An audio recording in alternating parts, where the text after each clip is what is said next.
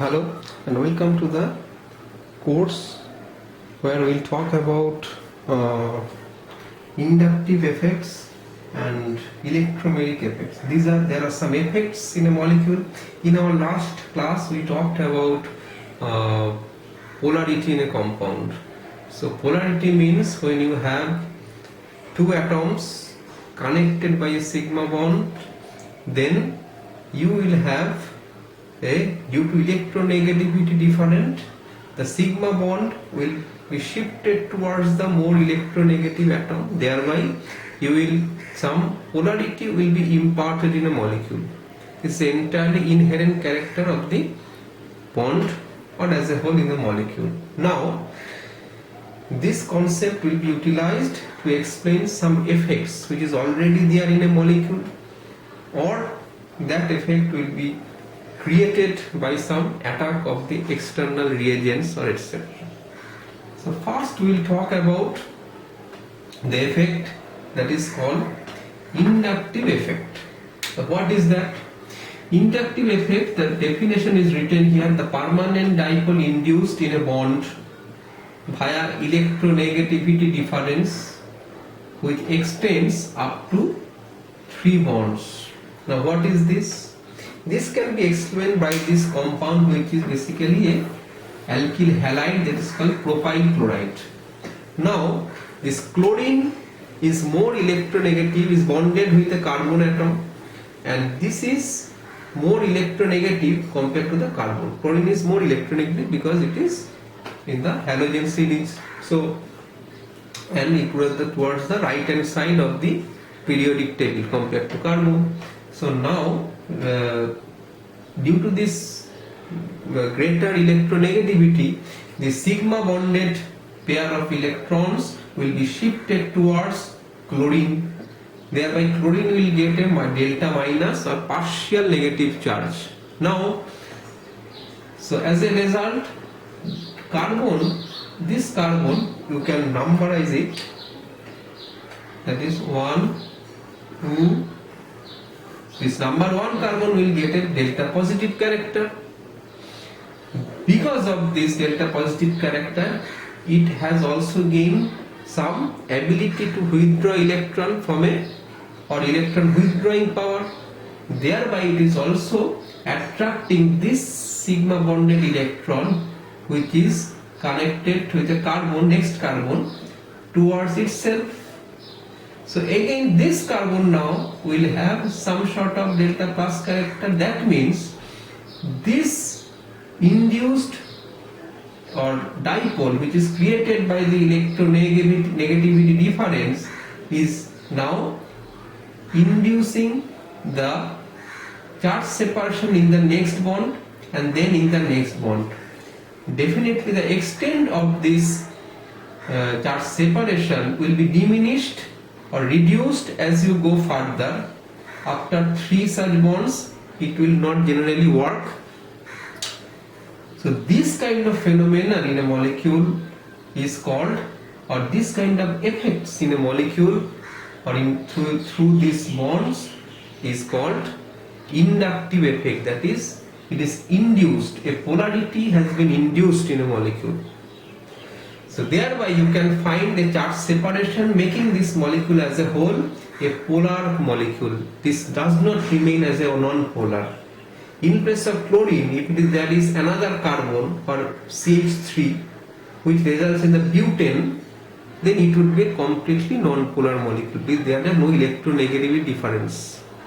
So now the thing is, what you need to consider very importantly is, so due to this electronegativity difference, chlorine will pull the electron toward itself and get the delta minus charge, and we will call chlorine as having a minus I effect because it is withdrawing the electron toward itself. On the other hand, from the carbon side, if you look, it is donating the electron pair towards chlorine. So it has some kind of electron donating character. So as a whole it will be called,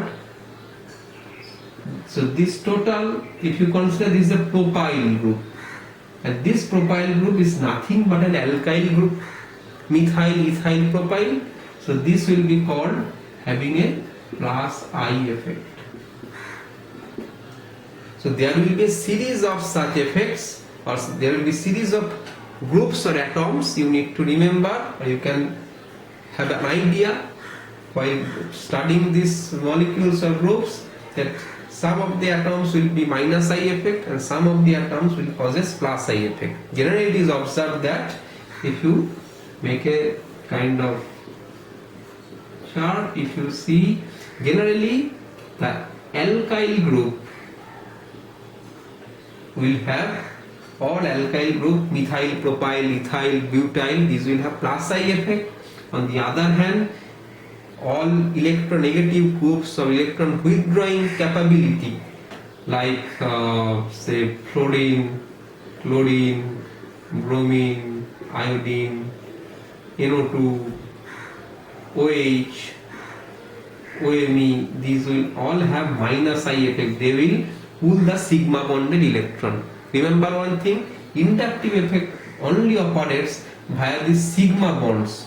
We are not talking about pi bonds here still now. So this will be, first of all, it's a permanent dipole, induced dipole moment.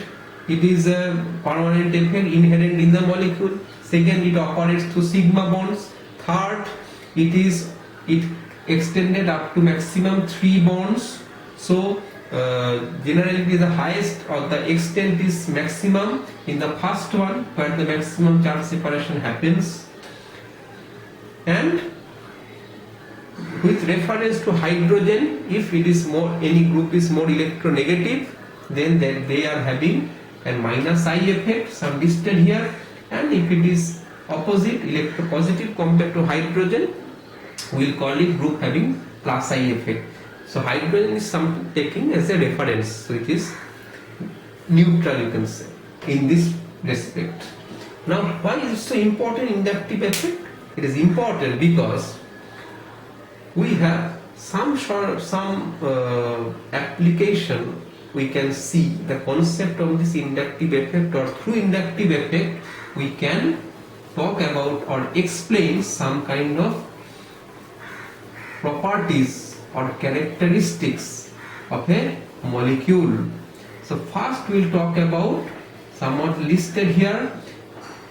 First is dipole moment. Let's see the example. What is dipole moment? How do we represent? Dipole moment is nothing but if you have a molecule AX, where X is more electronegative, A is more electropositive. So you have delta minus, delta plus. For the sake of dipole moment, you have to show in this way. That means the moment is directing towards the electronegative side. Remember, dipole moment is represented as mu. Is the abbreviation which is called mu in Latin, and this is represented in this way for your to memorize the thing. The positive side will get this kind of positive side kind of sign, and the arrow will direct towards the negative end. Why is the direction is important? Because dipole moment is a vector quantity. Its magnitude and direction both are important here.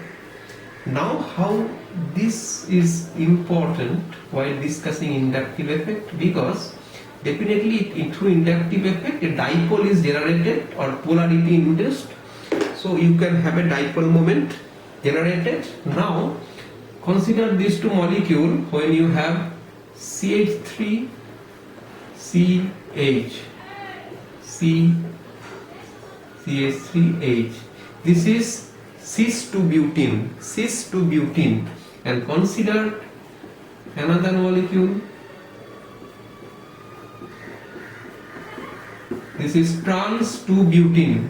This is cis, this is trans, because methyl are opposite to each other in the same site. So what happens? As I told you, alkyl group has plus I effect. It is donating, electron donating capability. So it will push the electron towards this side. So as a whole, through this bond the dipole moment operates in this direction, and as is a vector quantity you will get a resultant dipole moment towards this direction. Now in this case you will get here and you will get here the same molecule, same groups, same atoms, symmetric molecules. The dipole moment is operating from opposite direction, so this will cancel this one. So here the mu value will be greater than 0, but here the mu value will be 0. So if you are asked to compare the dipole moment of cis and trans to butene, the cis to butene will have a higher dipole moment compared to trans to butene, and you can explain it via this inductive effect. Why then comes acidity of a compound. It is very much interesting, as through this acidity governs by the H plus liberation. So if H is an acid, H plus and A minus, it will dissociates. This gives the acidity, and this is called a conjugate base of the acid. Now more stable the conjugate base is, more is the acidity of a compound. Okay, I will discuss later when we talk about the acidity. So we have to, if you are given two acids, you have to compare its strength using the stability of the conjugate base. Now if I give you two acids, one is CH3 CO2H, one is CF3 CO2H, both liberates H plus, and the conjugate base will be CH3 CO O minus CF3 CO O minus. This will be more stable molecule because CF3 having a strong minus I effect due to the strong electron withdrawing power of the 3-fluorine atom, which is acting on carbon. Thereby it will pull the electron cloud towards itself, thereby delocalizing this negative charge towards whole molecule. So delocalization of the charge means stability in a charged complex always. So it is happening by the presence of CF3 group, trifluorocarbon. But in case of methyl, it has a plus I, so it will donate the electron towards this. So it is more localizing the electron cloud in COO minus, which is a very destabilizing effect. That's why this will be more stable and this will be more acidic compared to this one. This is how you can explain comparative acidity between two acids. Next comes stability. We will discuss this stability later when we discuss carbocations, but for brief we can say the carbocations are like this. So if this carbocation is associated with any plus I effect group, this will push the electron and try to neutralize this carbocation, which is a stabilizing factor. Now remember, this is a ethyl primary carbocation. If you replace this hydrogen by another methyl, this will be a secondary one, and now the same effect you will get from here also. So the stability will increase, and again if you replace the third H by another methyl, you have 3 methyl groups tertiary carbon, and this plus I effect will have 1, 2, 3 from 3 methyl groups. So thereby you will get more stable carbocation. That's why if you replace all the hydrogens of a methyl carbocation by 3 methyl group, these are tertiary butyl carbocation, 1C plus and 3CH3. This is resulting in tertiary carbocation. This is most stable compared to the primary and secondary because it has a strong plus I effect from all the three methyl groups. There are also hyperconjugative effect, but we are not going to discuss right now about the hyperconjugation. But inductive effect plays a huge role to talk about the stability of any cations or anions. And another very important of the inductive effect is also happening in case of system like benzene ring, where they are pushing the electron due to the plus I effect on the benzene ring, so the overall pi electron density in the benzene ring increasing, and this becomes more activated toward donating its electron to some electrophile that facilitate electrophilic substitution reaction in the benzene ring. So that's how this inductive effect has a huge impact on many reactions also. On the other hand, if you replace CH3 by CF3, the result will be just opposite. You will have electron withdrawing ability